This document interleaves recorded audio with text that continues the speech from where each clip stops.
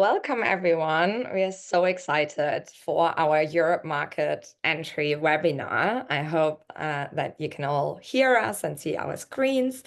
Um, we have a full hour packed with a lot of insights from the different markets in Europe. You will be able to share questions throughout the whole of the whole webinar. We will take those questions at the end in the final 15 minutes. So don't worry if your questions are not getting answered immediately. But yeah, we are ready to go now. So quickly, what is going to happen in the next hour? We will start with an overview of a couple of the key European markets with a focus on Germany, France, Netherlands, and the UK by my colleague Henry and myself. We will then dive a bit deeper into the UK, into the UK's national health systems by Ahuti, who is an advisor and venture partner at 4 Points. And then we go into Germany and have another 15 minutes with insights by Jonas Albert, who's a partner at FBetter. And then we have the final 15 minutes, as I mentioned, for the Q&A to answer any questions that you typed into the chat. So let's get started. So let's start with a quick overview. First of all, Europe. What does Europe actually mean? Obviously, Europe is a whole continent with about 750 million people. Of those, about 450 million live in the EU. So we'll briefly talk about EU regulation as well. Healthcare expenditure, we have about an average of 11% of GDP in each of the different European countries. That ranges from about 7% to up to about 14 or so percent across the different markets, but just to give you a sense of what we're talking about. The setup is very different across the different countries because even though we talk about the European market, obviously healthcare is typically delivered on a national level. So we have different reimbursement schemes ranging from national health systems like in the UK to insurance-based system to some mixed setups. So we'll talk about each of those in a second. When we think about Europe, we also often think about key European initiatives. And in this case, many of them are actually European Union-driven initiatives.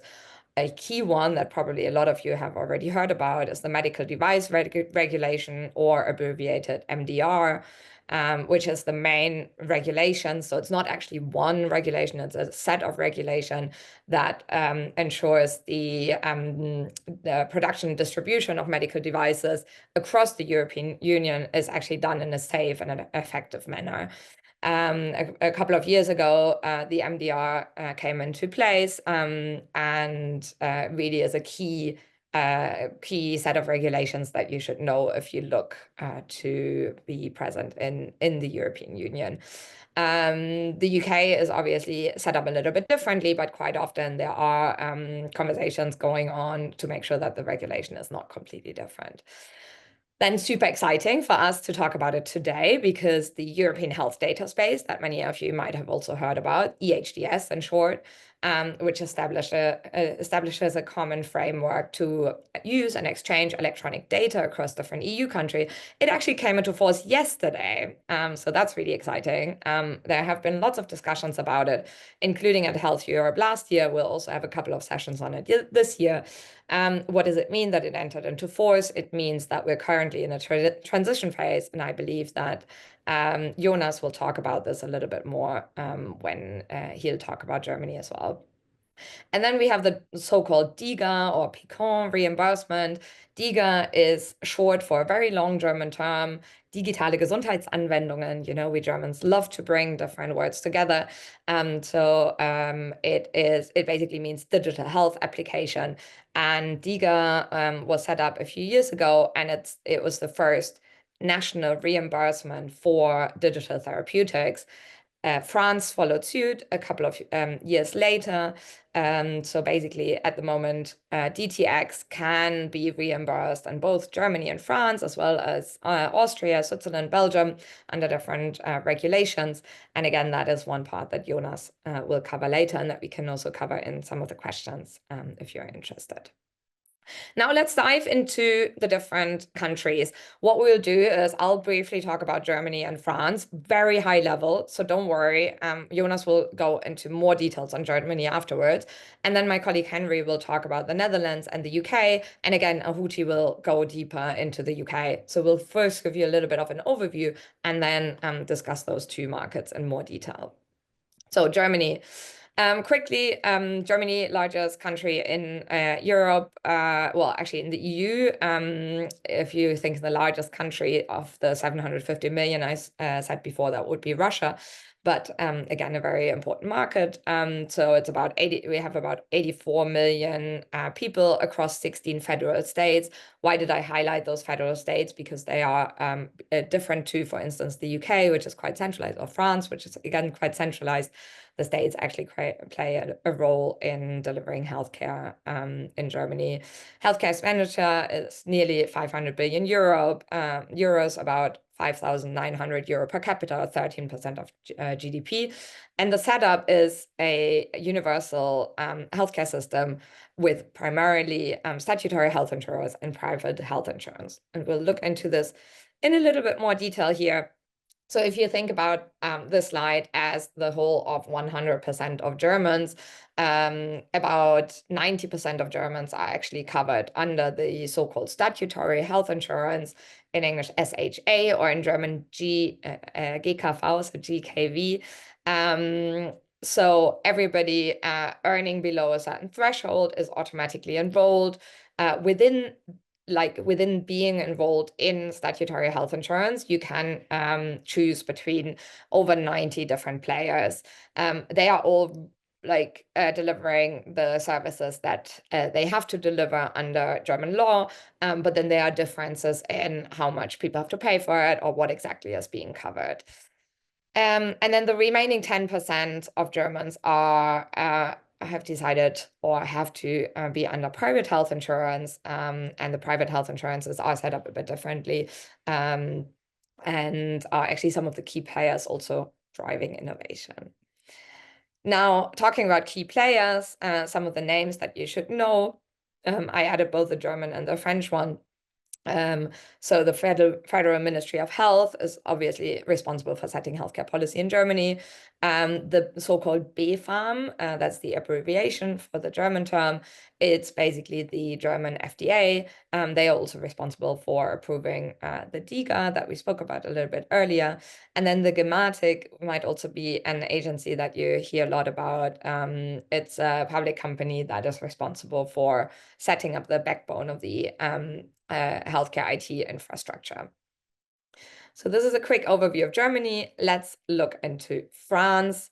Again, one of the largest markets in Europe, 68 million people, about a similar healthcare expenditure per person, well, 5,300 versus 5,900 in Germany, but about 12% of GDP.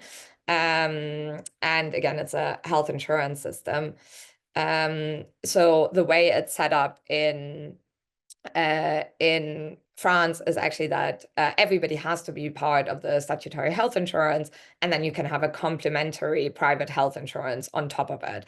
But contrary to Germany, where you had to choose to either be in a statutory health insurance or in a private one, and you can't really switch in between very easily, in France, everybody is in the statutory health insurance. And then you can opt in to have private health insurance. Again, about 90% have actually private health insurance versus 10% in Germany. Who are the key players you should know? Again, the ministry is obviously important. In France, it's called Ministry of Health and Prevention. It's responsible for setting the policy, decide what is covered under statutory health insurance. And a key part of the ministry, but that is often mentioned separately, it's the Délégation Ministérielle du Numérique en Santé, so DNS, which manages all digital health projects. So that might be one that you might want to familiarize yourself. The regulator for digital health is the Agence du Numérique en Santé. And then there is also an innovation agency called Agence de l'Innovation en Santé, which leads the Innovation Plan 2030, which has a large focus on healthcare. So again, one that might be interesting. Right. this was it for France. So we'll go into the UK. Henry, I hand over to you. Thanks, Leah. Hi, I'm Henry. I am the Head of Healthcare Systems for Health Europe. We're going to talk predominantly about NHS England today, but there are actually 4 healthcare systems in the UK to be aware of. So the NHS, which is in England. There's Gig Cymru, which is NHS Wales, much smaller. NHS Scotland, again smaller than the NHS in England, and then Northern Health and Social Care Trust, or Health and Social Care Trusts in Northern Ireland. Most of those are relatively small systems that we don't need to think about too much. So today I will talk to you about the NHS, which I spent 10 years selling into. The NHS is a slightly confusing concept. It is a single payer system on paper, but in reality, procurement sales takes place at 3 distinct levels.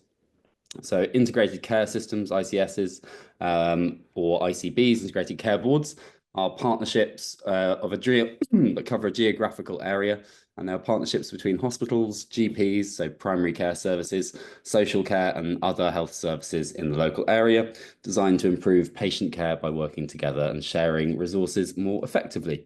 They've been around in various different guises since 2016 when they were STPs, but they've really only come to the fore in the last 3 years where they've had statutory purchasing power. They make the biggest financial decisions, and they are still somewhat embryonic, but they're starting to become a lot more prominent in terms of large-scale contracts. They are the longest sales cycle, but with the highest payoff ordinarily. Next down in terms of size are NHS trusts. Trusts have been around since 1991. They were created to give hospitals and other healthcare providers more control over their budgets and management, while still remaining part of the sort of more of the overall NHS, I suppose. They've been through plenty of changes over the years, but the core idea remains the same: running hospitals, running community services, and running ambulance services in a way that in theory makes them more efficient and accountable. They're very well established and typically hold some of the biggest healthcare contracts. Sales cycle is pretty comparable to ICS's, ICBs, and getting in the door with the trust can be just as tricky. Most of their large-scale procurement will take place via tender, and most of that will come off frameworks. So they have very established cycles for procuring most things, but there are other ways in. And then primary care in England, it's the front door of the NHS, is how it's commonly referred to. It's GPs, pharmacists. That's the first point of contact for most patients. It's had countless reorganisations over the years, but the latest model revolves around primary care networks, or PCNs. These were introduced in 2019. They're groups of GP practices working together, often with pharmacists, mental health teams, social care services, to provide joined up care. They are increasingly influential, PCNs, in shaping local services and funding decisions, but they're still evolving. Sales cycle is much shorter than it is with ICSs or trusts, but budgets are tighter. Decision making can be slightly fragmented. It may be that the ICS takes all of the decisions for them. They're an interesting place to sell. Next slide, please, Lena. Cool. Who and why? So there are various different decision makers within each of those bodies, and it varies massively. You're always going to be looking at, well, chief executive officers are fairly obvious across ICS and ICB and trusts, but typically they're not involved that strongly in the sales process, but they are the ultimate sign-off, I suppose. The people that when I sold into these bodies, deal with or dealt with, but also on our Market Connect program that our vendors tell us they want to meet with, are CFOs, chief medical officers, CMOs, directors of strategy and transformation, heads of commissioning, chief clinical information officers or chief information officers, chief technology officers. All of those individuals are the people who tend to drive forward the biggest changes and the biggest transformations and the biggest procurement in ICSs and trusts. And then in primary care PCNs, you're really looking at the clinical director, maybe a GP partner. Occasionally you will have a digital transformation lead, but there's increasingly not really the budget for those. So it's easier to find the right person in primary care than it is in trusts or ICSs, but typically the contract values are significantly lower. Okay, fine. Lena, next slide, please. Cool. Okay, so we can talk about the Netherlands. The Netherlands healthcare system, that obviously our event is in Amsterdam every year. And a part of the reason behind that is that it is the globe's second highest ranking healthcare system, or was in 21-22 in terms of patient satisfaction. It ranks exceptionally highly. It's always top of the European charts along with the Scandinavian nations for patient satisfaction, for outcomes. Population of the Netherlands just shy of 18 million. I've put that number there very weirdly, but they have a very high level of healthcare expenditure, about 7,000 euros per person, 11.2% of GDP, which is around normal for Europe, but they spend it very, very well. They are consistently top 10 on every global metric for ranking healthcare systems. So it is one of Europe's most well put together. But they don't have they have a large tech ecosystem, the fourth largest in Europe, but they don't have any healthcare unicorns. They have a number of large health tech companies, but no one who's got to sort of massive unicorn status. So they're embryonic in that way. Next slide, please, Lena. So they have a payer-provider model. Universal healthcare participation is mandatory in the Netherlands. There are certain people on certain income levels and at certain ages who are provided with state healthcare, but that's a very, very small percentage. Insurers can't refuse to insure an individual who is a resident in the Netherlands. It's financed through a nationally defined annual income tax of just under 7%, and income tax is about 45% of funding. And then everyone pays premiums, apart from that very small number of people I mentioned earlier. Everyone pays premiums monthly that are determined by each insurer. There are 38 insurers in total. The largest four are below, so Zilveren Kruis or Silver Cross. They are the biggest, but their market share is dropping. They have traditionally been the sort of punchiest. VGZ have now got a larger share than Zilveren Kruis, but are typically second, or historically have been the second largest. CZ Health are the third, Menzies Health, and then the other 35 insurers make up the rest of the market. Many of those are sub-brands. So Zilveren Kruis has sub-brands. CZ Health has sub-brands that specialize in certain things. It might be young people health, it might be student health, that kind of thing. And there are a couple of independent ones, smaller independent ones as well. So that's their payers. And then in primary care, slightly unusual provider system in primary care for the Netherlands. There's not a specific primary care budget. It comes out of the overall budget of their Department of Health. GPs are reimbursed via health insurers, as you would expect in that model. The setup is broadly similar to the UK at the practice level. So you have GP partners, but there is a much better provision per patient per head. They spend a lot more on primary care than the UK does. I think they spend the second most in Europe, in fact. So sorry, the second bit of that slide is wrong. That's my fault. But the main players in primary care in the Netherlands, it's very, very fragmented. It is broken up into a lot of smaller units, and I will send through that information afterwards. That's completely my fault. So secondary care, there are three types of hospitals: general hospitals, academic hospitals, top clinic hospitals. General offers all the non-specialist, academic are connected to the universities, clinical hospitals are non-university specialist hospitals. They technically operate the Copenhagen model for emergency care, where you call in advance, but in practice, most people just turn up to A&E. Dutch hospitals are some of the most efficient in Europe in terms of operating cost. They typically are, I think, the best operated in Europe in terms of cost, and some of the best in terms of outcomes. There are loads of key players, and it really depends how you cut it. We have virtually every Dutch hospital, I think, coming to Health Europe this year, which is great. A lot of them doing Connect. The UMCs are the largest. So UMC Amsterdam is the largest, probably the best well known. But places like Isala do amazing innovation. They have an amazing innovation team. UMC Utrecht is consistently mentioned in articles about innovation.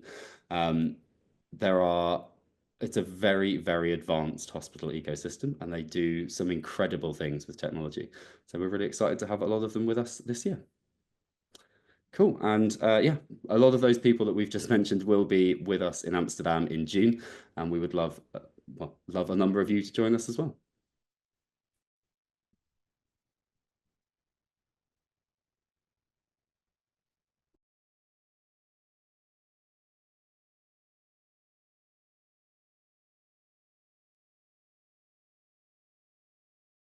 Great. Hello, everybody. Perfect. Can you hear me? Yes, Ahuti. Perfect. Great. Okay. So yeah, thank you, and really pleased to be here to talk to you a little bit more about accessing the UK. I'm Ahuti Rai. I have a mix of roles in the health innovation space. I'm a venture partner with a couple of different VC impact funds here in the UK. And I also hold a few board roles with commercial companies and non-profits. One of them being Eightfold Governance, who is a provider of regulatory and compliance services to health tech companies.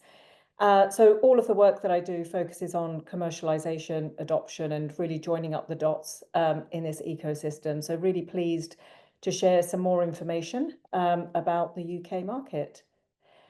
So Lena and Henry there have covered off some of the overview, but and some of it will be repeat that I also cover, but no harm in covering off some of these messages that are a little bit more important to absorb. And of course, you know, the UK is known for the NHS, but I will talk about some of the other verticals in the UK market because we are more than the NHS, and when it comes to commercialization, there are different routes to land in the UK, so important to cover those as well. So in terms of market overview, again, Henry covered off some of these stats. We have a population of 68 million, but growing pretty fast, and projections indicate that it could grow to 77 million by 2046.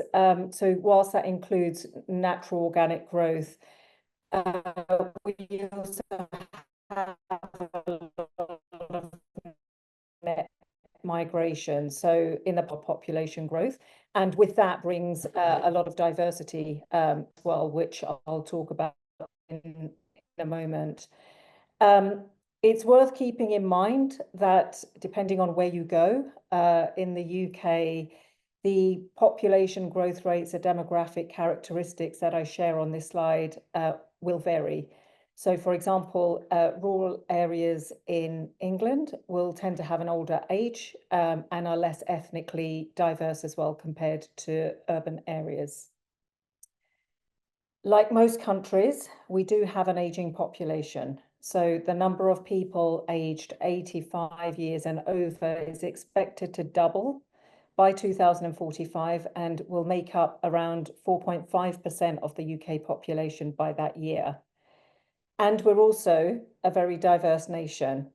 And the larger ethnic representations are Asians at around 10% and the Black community at around 4%. All of these points are incredibly relevant in terms of bringing different innovations and solutions into the market and considering these demographic factors, but also particularly important because there is a huge focus around delivering culturally sensitive solutions and healthcare to the diverse population here. And also a big agenda around reducing health inequities, which are driven either by socioeconomic status or by race and culture and religion. So it's definitely worth keeping those kind of factors in mind. Henry's already covered off the fact that we actually have 4 different healthcare systems in the UK. So we are 4 devolved nations. Each receive funding from the UK central government and is distributed amongst all of the different departments in these devolved nations, which includes the health service in each country as well. So I'm just going to try and explain a little bit more about the health verticals that we have in the UK market. So let's start with the NHS, and I'm going to talk in a bit more detail about NHS on the next slide as well. But let's start with the NHS. Everybody has access to the NHS. It's free at the point of use. However, it is funded through general taxation and national insurance contributions. So it means that the residents contribute to the system based on income rather than usage. Some services like dental care, prescriptions, eye tests may incur charges and might be subsidized for those who can't afford them. But over the years, the number of services and medical products assistance often offered on the NHS has decreased. And the level of the subsidy and benefits is also getting tighter, which does place more burden of the cost of healthcare on the patient.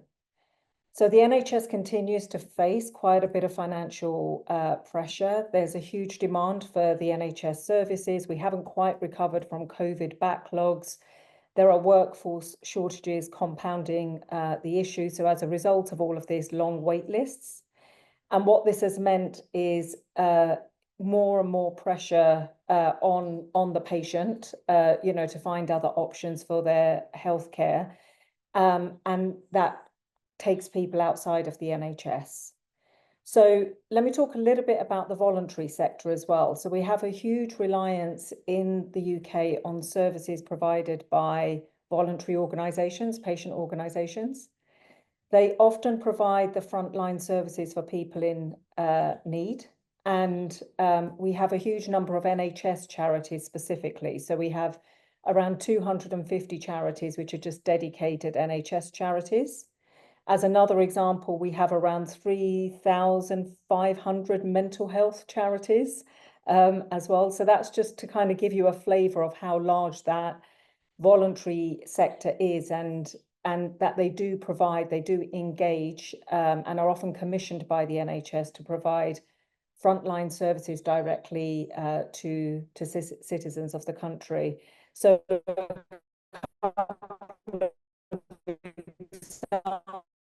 examples of that, we have a charity, they provide immediate help for people in crisis.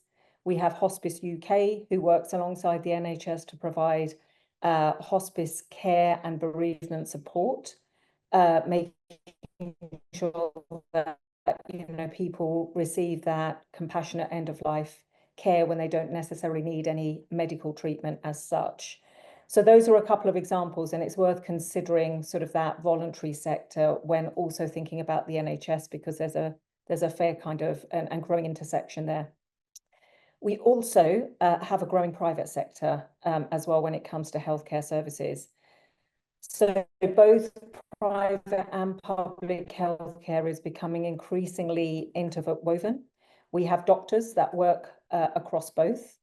We have private providers often being commissioned by the NHS to provide NHS services to the public because the NHS is constrained in terms of its workforce and facilities. And then we also have private providers who offer private services within NHS hospitals using the NHS facilities as well. So it is fairly complex and interwoven. Electively, however, if a person in the UK wants to access private services, they either do that through their health plan or they pay out of their own pocket.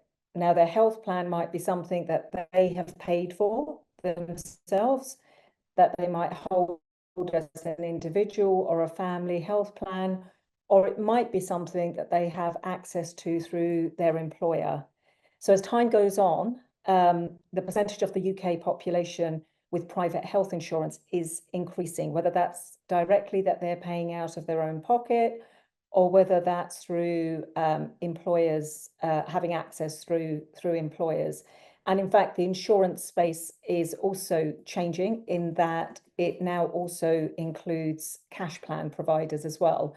So whereas traditional health plan providers would provide quite a comprehensive healthcare policy, recognizing this growing demand for insurance cover for healthcare, there is a rise of cash plan providers who are providing lower cost policies, but not as comprehensive, and can perhaps cover the cost of optician appointments, dental appointments, physiotherapy, that type of service, just the more kind of day-to-day costs of healthcare. So it is worth kind of keeping in mind that changing landscape. Selling to employers is also an option. Many employers also directly have services from workplace wellness providers. So they may offer their employees private health insurance to access medical services, but they may also have services that they deliver through workplace wellness providers. employee assistance programs, occupational health providers. So the employer landscape is becoming quite confused and blurred, with a lot happening across what used to be sort of quite distinct and traditional verticals, but now starting to play in each other's playground. So there's not really a clear distinction now between what an employee assistance program would provide versus a workplace wellness provider versus an occupational health provider. That's all becoming sort of quite blended, and it's quite a ripe space actually for collaboration and an entry point into the UK where the regulatory requirement is not necessarily as high. And before I move on, I just want to give a mention to retail health as well. So, kind of considered a part of private services in the sense that you have to pay out of pocket.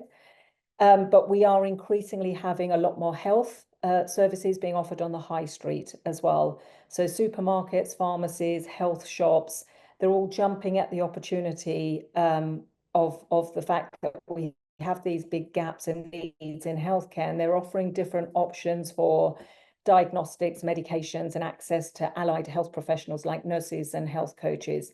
So Holland and Barrett have around 800 stores in the UK, Boots have around 2,000 stores in the UK, and all of them are starting to offer more community place-based services for healthcare access on the high street. So that's also worth keeping in mind.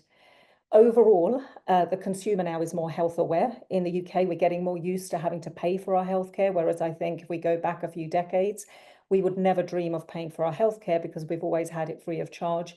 We are becoming more health active, and where disposable income allows, more is now being spent on healthcare as a proportion of our disposable income than ever before.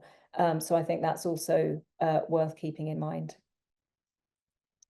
So the NHS, let's talk about that a little bit more and expand on it just a touch.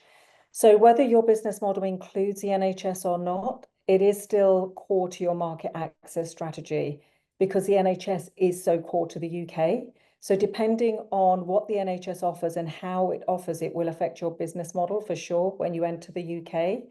So not wanting to repeat some of the stuff Henry said, I think it's probably just worth emphasising that we have these 42 integrated care boards, and this is more focused on England now, as Henry did earlier as well.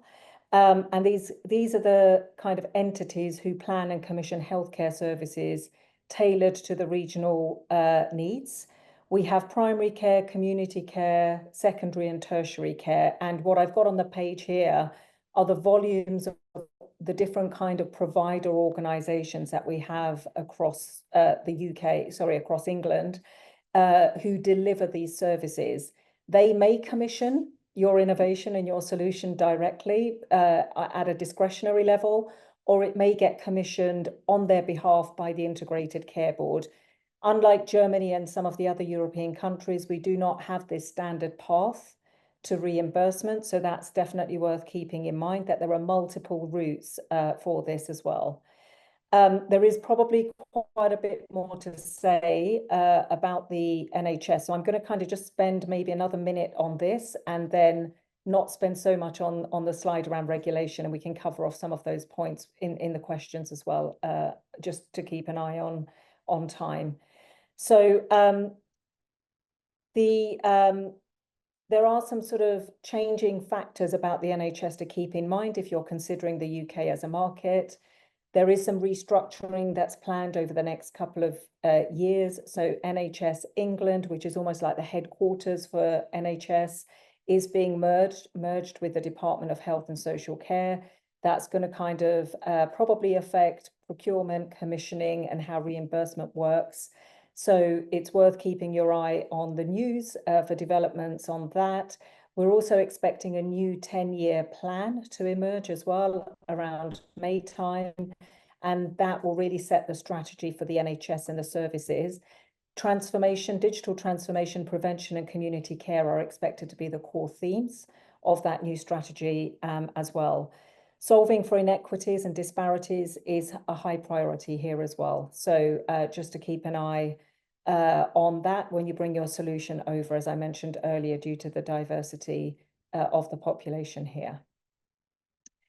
And very briefly then on market access, because it was covered, you know, from an EU perspective. So the EU MDR still does apply in the UK. Post-Brexit, there are some changes, but MDR, so if you have a CE mark already, which is what a lot of companies coming over from the US do, they get the CE mark, that is still relevant in the UK, although there are some UK-specific requirements that you will need. Entering the NHS will require something called DTAC, so that's more of a market requirement. But then there are other kind of legal statutory requirements as well. And if you are delivering healthcare services with staff in the UK, then Care Quality Commission is also an important regulator for you to be aware of. GDPR is very aligned to the EU GDPR requirements. And there are lots of enabling organizations like the Health Innovation Network and some of the ones listed here on the slide who can provide some guidance and consultancy services around entering the UK as well. And the UK is very good at providing some non-dilutive funding to enter the UK market. You need to be a UK entity to benefit from it, but that's often the route through for a lot of startups looking to scale and enter the UK market. So also worth looking at some of the organizations like Innovate and NIHR and SBRI, so some of the logos that you see here. So in summary, what I would say really about, you know, I guess what can I say to, at a headline level? I guess I would say understand the country and the market and recognize that there's 4 devolved nations within. So what are you already assuming? Which country are you entering from? And are you coming in via the EU or one of the EU countries? Because things are different and there are some additional requirements. The NHS is a great brand, but there's nothing universal about it at all. It's very fragmented and it's fairly complex to navigate. So do you have the patience and do you have hustle? The UK is more than the NHS, as you've seen through all of the other verticals and service providers in the healthcare space. So where else will you play? Because the NHS is a slow burn strategy. The UK incubates very well, but what a lot of UK companies also struggle with is how to scale beyond the UK. So it's worth considering that as part of your strategy as well. We do have a lot of problems to solve here. And whilst a small country, very mighty, and definitely worth the commitment to enter. So with that, just a thanks from me for listening, and I will hand over now, I believe, to Jonas. Thank you so much, Ahuti. Really amazing to hear all of those insights from the UK. So whilst Jonas, you can already start sharing your screen, we start getting some Q&A in, which is amazing. So we'll discuss that at the end. Jonas, over to you. Awesome. Hello, everyone. My name is Jonas. I am a partner at FBeta. We do market access consulting with a big focus on digital therapeutics in Germany. And that's what it's about. It's about the elusive DiGA fast track, the mysterious way how Germany managed for once in the history of the country to be first with something that has anything to do with digital innovation. And that's what I would like to explain to you today. And there are also some big news on the horizon. There will be a big report coming out in the next couple of weeks detailing how many prescriptions there have been for digital therapeutics in Germany last year.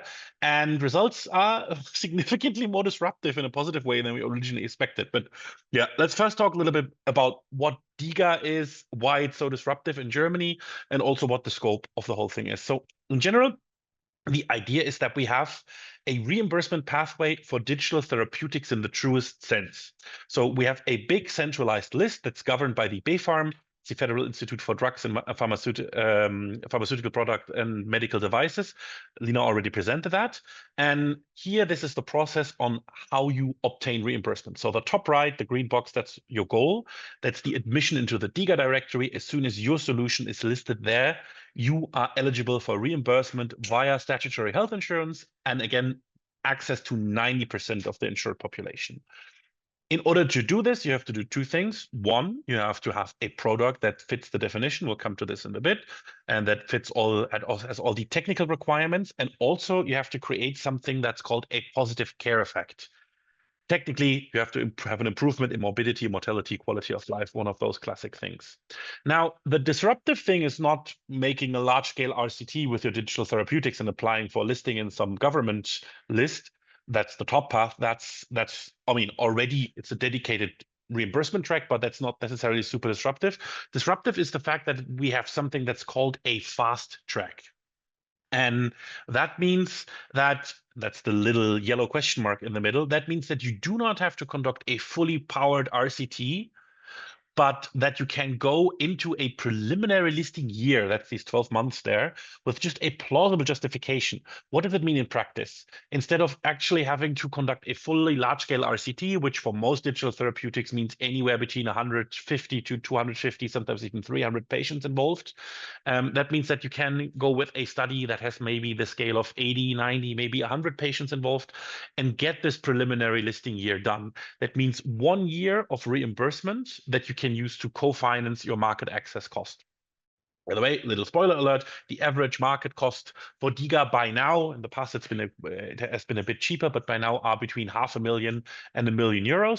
But reimbursement prices are also quite reasonable. So for a 90-day prescription after price negotiations, you usually can expect anything between 200 and 250 euros. But before we go further into the details, what is the definition of a DiGA? What does the regulator see as a DiGA? So the most important thing is you need to be a medical device, either risk class 1 or 2A, or, and that's new, 2B. Super interesting. So we will now have some medical devices coming into Germany that are actively steering how much of which medication a person is taking without a doctor being involved. Super interesting. The general scope of DiGA is that they are meant for the recognition, the monitoring, treatment, or alleviation of diseases, or recognition, treatment, alleviation, or compensation of injuries or disabilities. That's what's in the law. However, the regulator, the BfArM, which I mentioned briefly before, they have a quite strict way of interpreting the law. And that means that your DiGA has to have at least one curative, so one improved health status type of outcome that you need to prove in order to become listed in the directory. So a pure diagnostic solution or a pure remote patient monitoring solution, although intended by the regulator, by the lawmaker initially, is not necessarily 100% guaranteed to succeed on the German market. There are currently efforts, lobbying, all that stuff to alleviate this and to bring more of those solutions in there. But for now, if you want to make sure that you're successful in Germany, you need to bring something that has some sort of curative value. The next really important thing is that's a very German thing, the elusive digital main function, digitale Hauptfunktion, another one of those compound words that Lena mentioned before. Due to and I will not go too much into details because that's a longer conversation, but due to the fact how our healthcare system is organized and who is responsible for what type of reimbursement, when the government put the DiGA fast track into place, they had to differentiate it enough from normal medical procedures in order to give it to the BfArM as a regulator that is directly controlled by the Ministry of Health. Because our standard reimbursement is done by other entities which are not necessarily super friendly to digital innovations. But that also meant that they had to make sure that this is a purely digital device that by itself creates therapeutic value. And that's super interesting here because we are having now the prerequisite that a patient has to do better with respect to the main disease that they're having, that the DiGA is targeting, by interaction with the app alone. So if the app tells you, take more of this drug or take this drug at the right time, that's fine. But if the app would send you to the doctor who then tells you take more or take a different drug, that would not be fine because then there would be a human interaction and then the DiGA would not be quote unquote mainly responsible for the healthcare effect it has. And that's a little bit tricky sometimes, but the bottom line is if you have a digital therapeutic with a solid mechanism of action, you can usually display it, put it, integrate it into the health system in a way that you can meet these criteria. You just have to be aware that they're there. Also quite important, DiGA cannot fall under primary prevention and they cannot be telemedicine as in bilateral communication between patient and doctor has to be excluded because the lawmaker had the intention that the DiGA might also save costs down the long run, and they don't want to make it even easier to access billable healthcare services outside of the cost for the DiGA itself. You can, and no worries, you'll get the slides after. I will not read all of this. You can combine it with hardware. It's just that the hardware is not extra reimbursed. And by the way how prices are negotiated in Germany for any type of healthcare service or any type of healthcare device, it's mainly a added value-based discussion and not a cost-based discussion. So just because your solution is more expensive doesn't necessarily mean that you get more reimbursement for it. That makes hardware for DiGA a little bit difficult, although definitely allowed.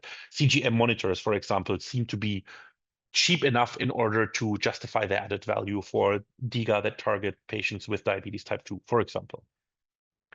This is just another rough outline on the listing procedure. Again, the top one is the fast track.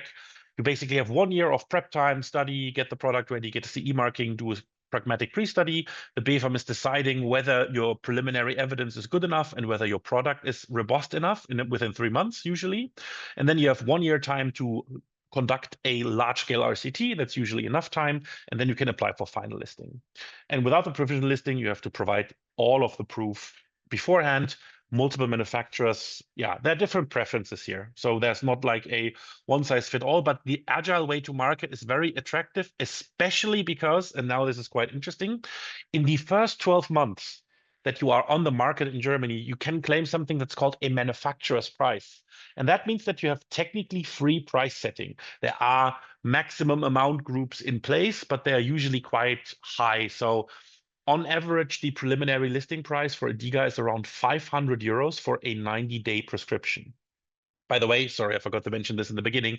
Why am I saying prescription for a DiGA all the time? DiGA are prescribed in the same procedure by German general practitioners or specialist doctors, like any type of outpatient physician can prescribe DiGAs as if there were pharmaceuticals, as if there were drugs or other medical interventions. And that's also how they're kind of gated in that regard. But coming back to this one, in the first 12 months, you have this manufacturer's price, which is a preliminary price point that a lot of manufacturers put at roughly double of what they expect in the negotiated price, where you actually have a negotiation discussion, very similar to the German AMNOG procedure price discussion, which is for pharmaceuticals in Germany. It's even the same entity that is responsible for this. That's your negotiation partner in that regard. But that means that in the first 12 months, it can get quite lucrative because, for example, if you have in the first 12 months like 5,000 prescriptions at a preliminary price of around 500 euros, it's quite realistic that you can make a turnover in the first year of around 2 million euros with one single digital therapeutic. It's also quite normal. Maybe that's also a good point to talk about numbers in general, because if Germans are good at one thing, it's about, bad-mouthing their own achievements. Everything is always bad and doesn't work and it's too slow. But for the DiGA Fast Track, I mean, we are the most hostile country when it comes to digitalization in the world. And we have 67 of those now listed in our DiGA directory. And the report from the statutory health insurance that is yearly describing how many prescriptions we had for DiGA will have one very disruptive number in it. I mean, rumors at the moment, but enough people say this, and I strongly believe it's true. One of the DiGA manufacturers will have had over 100,000 prescriptions for one of the DiGA in 1 year. That means we now have a DiGA manufacturer that is making a yearly turnover of around 23 million euros with one digital therapeutic in Germany. That's huge. I think this will get lots of investors back on the market. But on the same time, the environment changed a little bit with regards to, it matured a little bit more. In the beginning, it was Wild West. Everybody was, DiGA, it could be very lucrative. But the investors mainly came from tech or from other countries, and they didn't really pay enough dividends to the particularities of the German health sector. And the BfArM is not the easiest regulator to work with. But if you follow their rules, if you accept the weirdness that they sometimes impose on your clinical studies, if you just play the game, if you play by their rules, you will be successful. Of course, assuming that you have a digital therapeutic that has the potential to create robust clinical effects. Yeah. Talking about clinical effects, these are the benefit categories that are allowed for DiGA. Technically, both categories regarding medical benefit and patient-relevant improvements of structure and process are on par. They are both on the same level. They can be used interchangeably. But here again, the regulator is interpreting the law a little bit stricter than it's actually written. You need at least one endpoint from the medical benefit category. But that can be quality of life standalone, but usually it's improvement of the state of health. There are also further technical requirements. These look and sound very intimidating, especially the information security appendix was now exchanged to a new certificate, TR 03161, very intimidating. But there are a lot of really good service providers for this. If you throw enough time and money at this, you will be able to comply with all these regulations. You just have to plan with them. But this is not an intellectual challenge in any way. This is definitely doable. A lot of even small-scale startups manage this. What's difficult is this actually having a product that can prove clinical evidence and actually a product that performs well in a randomized control trial. Based on this and on the DiGA situation at the moment, and that's the last thing I want to present for today, is we have more business models emerging now in combination with DiGA, where manufacturers are planning to become a significant force within the market in terms of first patient contact. So your GP is not prescribing you a drug right away, but the DiGA is kind of the first line treatment. But that means that pharma is getting now increasingly interested in DiGA in order to acquire this first line treatment patient contact.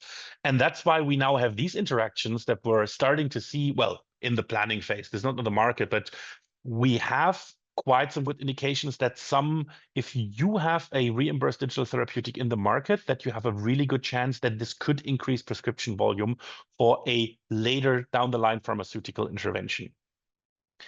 Also, we have an DTX that are actively adjusting medication, especially when we look at the DTX coming up that are risk class 2B. And you could increase outcomes and price like post-market follow-up. You could even now think about putting this into a phase 3 trial in Europe. European regulators are not necessarily super accommodating of this, but they're open for this. And I think in general, that's a huge chance. Or, of course, remote patient monitoring for DiGA. I told previously that this is a little bit difficult because the regulator's definition is so narrow. But triggering the right treatment at the right time is definitely something that is ingrained, that was intended with a DiGA. And I'm absolutely certain that in relatively short time, we will also see these types of DiGA in the market. And again, this can also very positively impact outcomes and volume of pharmaceutical interventions. And that's the last thing I would like to say for my presentation now. I'm very confident that we will see a very heavily pharma industry influenced market in Germany in 2025 and beyond. And that's also, by the way, what we from a consulting side see in that regard. We have a massive interest in the topic from big pharma, also international pharma. And it would be really interesting to see what all the Americans are doing, especially on the other side of the Atlantic, and how they see this, because I think the DTX hype in the US is a little bit over, and in Europe it's starting. It's properly starting now. Amazing. And on that positive note, we will jump into questions. We already, so thank you so much, Jonas. We already received a couple of questions, some specifically for you, so I'll ask them those first. One question is, how are DiGAs integrated into electronic health records? Yeah, so you have a mandatory export file via something that are called medical information objects, MIOs, medizinische Informationsobjekte. And so you basically put some sort of, like you have this toolkit and you kind of have to construct an export based on the components of that toolkit, based on what information your DiGA is collecting. And then you put this into a FHIR container and send it into the electronic patient record. And it will show up in there as if this was a befund, as if this was a report another medical professional would have written. So it's exactly on the same level. It's one of the first machine readable imports for the electronic health record in Germany, comes from DiGA, which is quite nice. And also a little bit ironic because it was there before the electronic health record was fully operational. So all the DiGA manufacturers have been sending their stuff into Nirvana technically, but it was fully functional from the industry side in that regard. And then thanks, Jonas. And then from the same person, a question to all of us, whether we can please talk about interoperability. So I'm not sure, it's obviously a big topic. We will actually have an interoperability summit at Health Europe, because it's obviously one that you can't answer in a minute. But any thoughts, Jonas, Ahuti, Henry, that you want to share on that topic? Yeah, I mean, I guess from a UK perspective, it's always one of the key topics, when doing anything with any organization, even if you go to an insurer like Vitality or you go to the NHS organizations, interoperability is always sort of the key thing. I think something to really keep in mind from a budgeting perspective is very often with the NHS, they're not prepared necessarily to help fund that. And it's usually different departments within the provider organizations that you have to work with as a stakeholder to work to actually get through the details around how you can have an interoperable solution. We also have some very big players in the UK market from a tech perspective. So it kind of depends on which systems are being used in each of the different provider organizations. So not an easy answer, you're right, Lena, but hopefully that gives some sense. Jonas, Henry, anything to add? Otherwise, I have more questions coming this way. Go ahead, more questions. I think it was quite comprehensive. One of the questions, the first questions was comparing the different countries, Germany, France, Netherlands, UK. Where do you see the biggest differences in digital readiness and willingness to adopt AI at scale in hospitals? Hospitals. Okay. I don't know. Maybe, I don't know. Was this more Henry, you, Netherlands, with the everlasting praise for everything that comes out of the Amsterdam hospital complex, which is justified, by the way, completely justified. They're paying me. Can you repeat the question just so I know I've got the context right? Yes. So comparing countries like Germany, France, the Netherlands, the UK, where do you see the biggest differences in digital readiness and willingness to adopt AI at scale in hospitals? So I think I'm just gonna pick on the two markets that I know best, and the Netherlands has much more, and I also say this with a lot of love for the NHS. There are a lot more advanced teams within Dutch hospitals working specifically on AI, whereas the NHS, and particularly with what is happening now with NHS England being folded back into DHSC, which we sort of do one way or the other every 15 years, we centralize or decentralize the whole thing.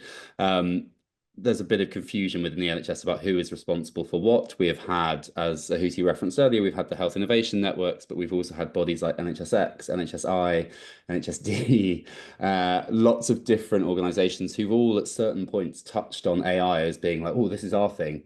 And so there is some confusion. There are amazing teams out there. Guy's and St. Thomas have a brilliant AI initiative throughout. There are a lot of very advanced AI teams in radiology, in imaging, in different trusts. Manchester University Foundation Trust and the whole Greater Manchester ecosystem have a really strong AI plan, and Liverpool Foundation Trusts, which is now sort of one group, they are starting to put together some really interesting things. So there are good teams within the NHS, but it's very fragmented. Whereas what I've seen in the Netherlands, and when I've been on different campus tours of different UMCs, is that there is a very strong emphasis on using AI to not just improve outcomes, but really on the back end of processes and make sure that hospitals are run in the most efficient way so that more money can be spent on frontline care because people aren't tied up doing arbitrary backroom tasks. So that's where I would say we are, but I'd love to hear about Germany. Yeah. Yeah. So from the German perspective, as long as it's like privacy is guaranteed and it has a certain, like a reasonable level of safety, we have the advantage in the German inpatient sector that we have something called Verbotsvorbehalt. So technically they can pay for and use anything they want to, as long as it hasn't been actively prohibited or being declined for reimbursement, because they're getting paid via DRGs, and how they use the money from those DRG payments, they can completely freely choose. So if you are comfortable with the EU AI Act and the GDPR, then you should be able to sell this. And that's the nice thing about German hospitals. You're less reliant on individuals being willing. I mean, of course, if there are some like individuals who just don't like AI, they will not implement it. But you have so many different independent entities that run hospitals, like public, private, semi-private, all that type of stuff. And if you offer them good economic value, there's a really high chance that you will find someone who will adopt this.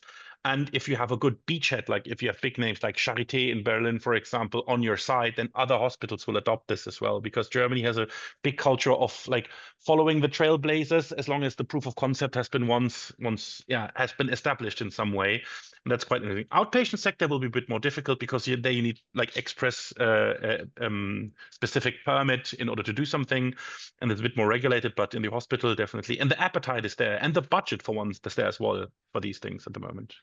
Yeah, I would agree. And actually, that nicely covers two other questions that we had. One around that. So basically, a question that despite strong healthcare funding and recent digital health initiatives in Germany, the adoption remains slow. I couldn't agree more with you, Jonas. I think in Germany, people are a little bit more skeptical at the beginning. They want to see that it actually works. I think there have been too many moments when digital had been previously been seen as it will solve everything, but now people are actually really starting to look into it and start as you said, on DiGA, but also on other solutions within the hospital to actually set. I think on that note, what's really funny and weird about the German market that it seems to kill its own hype so fast that any development for implementation innovation is automatically sustainable. It's really freaky. Like for DiGA, we see very regular growth, for example, and everybody said, no, it's not going to work, it's terrible, it's horrible. You have very, very linear, above linear growth, and now you have this explosion that single players are breaking out, and then everybody is following them, as opposed to high-profile centers do very, very top-of-the-line stuff, and then it suddenly develops. It's how it's used in other countries. So if you have the stomach for the German regulation and you want a market that's maturing, that's very promising. But of course, you have to be aware that this is very different from the other European countries. But also, it's nice to see this with a new thing develop for once. It's good. It's been quite satisfying over the last couple of years. Yeah, absolutely. And then maybe the last one, I'm conscious of time. Also a very broad question. If a US digital health screening has to prioritize go-to-market, which would be the first country to target? The person also said, seems like the Netherlands is closer to the US model. Now, I find that is a very large question to answer without knowing the details. And you would probably, if the person is still on the call, you would probably get a bit of a different answer depending on whom of us you'll ask. Any initial reactions to this? Just one from my side. If you can prove that your screening has an impact on health outcomes, you're good. If not, you need somebody willing. Yeah. And I would also say have a look at readiness of the market, size of the market, potential budget, or potential budgets for it. So it's not a one size fits all. It might be that a smaller country might be a good way to get into Europe and understand some of the European regulations, but obviously, given that there's different languages and a different ecosystem, that might make it also harder. And I'd also say for the UK, what we're noticing here is that as screening increases, it just puts more pressure on the actual medical services because more cases are being identified. So, just to kind of consider the downstream impact, that screening is one aspect of it. And then, how do those people who have been screened actually get some decent access and treatment? So it kind of depends on the context of the screening, what the screening is for, where it takes place, and then what are the options after the screening has happened, I would say. Amazing. I'm very conscious of time. There are more questions coming in. Some of them around the EU AI Act. Why haven't we covered it? An hour is too short to go through all of it. Another one was around women's health. Again, it's a topic that we'll focus on at Health Europe. We'll have a whole day women's health summit. And both Ahuti and Jonas will run separate workshops. Ahuti on market access in the UK. Jonas market access for Germany. We'll also have a couple of other countries where we will have market access workshops. So we would absolutely love to see you all in Amsterdam, of course. And if you have any questions, let us know. The recording of this will be available in Health Community. Have a lovely day, evening, depending on where you are, and talk to you soon.